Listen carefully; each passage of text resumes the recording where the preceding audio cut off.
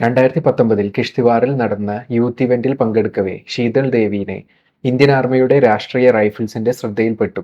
അതിനുശേഷം Indian army ശീതളിന്റെ വിദ്യാഭ്യാസത്തിനും വൈദ്യപരിചരണത്തിനും സഹായം നൽകി. അതവളുടെ ജീവിതത്തിൽ വഴിത്തിരിവായി. കോച്ചുമാരായ അഭിലാഷ് ചൗധരിയും കുൽദീപ് വേദ്വാനും ശീതൾ ദേവിയെ ട്രെയിൻ ചെയ്യാൻ തീരുമാനിച്ചു. അവർ ആദ്യം പ്രോസ്തെറ്റിക്സിന്റെ സഹായത്തോടെയാണ് ശീതൾ ദേവിയെ ട്രെയിൻ ചെയ്യാൻ തീരുമാനിച്ചിരുന്നത്. എന്നാൽ ശീതളിന്റെ ശാരീരിക അവസ്ഥയ്ക്ക് പ്രോസ്തെറ്റിക്സ് അനുയോജ്യമല്ലെന്ന് ഡോക്ടർമാർ വിധിയെഴുതിയപ്പോൾ കോച്ചുകൾ നിരാശരായി. എന്നാൽ ശീതൾ അവളുടെ സ്വന്തം കാലുകളാൽ മരം കയറാനുള്ള പ്രാപ്തി തനിക്കുണ്ടെന്ന് കോച്ചുകളെ ബോധ്യപ്പെടുത്തിയപ്പോൾ കോച്ചുകൾക്ക് അവളിലുണ്ടായ കോൺഫിഡൻസ് കൂടി. കോച്ചുകളുടെ ഏറ്റവും വലിയ വെല്ലുവിളി എന്തെന്നാൽ അവർ ഇതുവരെ കൈകളില്ലാത്ത ഒരാളെ ആർച്ചറിക്കായി ട്രെയിൻ ചെയ്തിട്ടില്ല. കാണൂ ഫുൾ വീഡിയോ നമ്മളുടെ ബി ഇൻഫോംഡ് യൂട്യൂബ് ചാനലിൽ.